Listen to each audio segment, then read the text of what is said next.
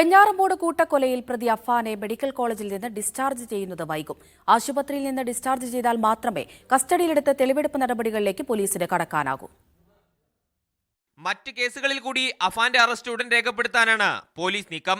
നിലവിൽ പ്രതി റിമാൻഡിലായതിനാൽ ഇതിന് കോടതിയുടെ അനുവാദം വേണം. കൂട്ടക്കൊലയിൽ ആകെ 3 കേസുകളാണ് രജിസ്റ്റർ ചെയ്തിട്ടുള്ളത്. അതേസമയം സംഭവത്തിനു പിന്നിൽ കടബാധ്യതയാണെന്ന് ഉറപ്പിക്കുകയാണ് പോലീസ്. ഇന്നലെ രേഖപ്പെടുത്തിയ പിതാവ് റഹീമിന്റെ മൊഴിയും ഇതിനെ സാധൂകരിക്കുന്നതാണ്. സൗദിയിലെ ബിസിനസ് പൊളിഞ്ഞതിനെ തുടർന്ന് കടുത്ത സാമ്പത്തിക പ്രതിസന്ധിയിലായിരുന്നുവെന്ന് റഹീം മൊഴിയിൽ പറഞ്ഞിട്ടുണ്ട്. ചിട്ടി നടത്തിയും കടം വാങ്ങിയുമൊക്കെയാണ് കുടുംബം മുന്നോട്ട് പോയതെന്ന് അഫാനും പറയുന്നു. എന്നാൽ വീണ്ടും കടമെടുത്ത് ആഡംബര ജീവിതം നയിച്ചതാണ് കുടുംബം പ്രതിസന്ധിയിലാകാൻ കാരണമെന്ന് പോലീസ് കണ്ടെത്തിയിട്ടുണ്ട്. ആശുപത്രിയിൽ നിന്ന് ഡിസ്ചാർജ് ചെയ്താൽ ഉടൻ പോലീസ് അഫാനെ കസ്റ്റഡിയിലെടുക്കും. തുടർന്ന് തെളിവെടുപ്പുമുണ്ടാകും. സ്വകാര്യ മെഡിക്കൽ കോളേജിൽ ചികിത്സയിൽ കഴിയുന്ന അഫാന്റെ മാതാവ് ഷെമിയുടെ ആരോഗ്യനില മെച്ചപ്പെട്ടു വരികയാണെന്ന് ബന്ധുക്കൾ അറിയിച്ചു. മീഡിയ 1 തിരുവനന്തപുരം.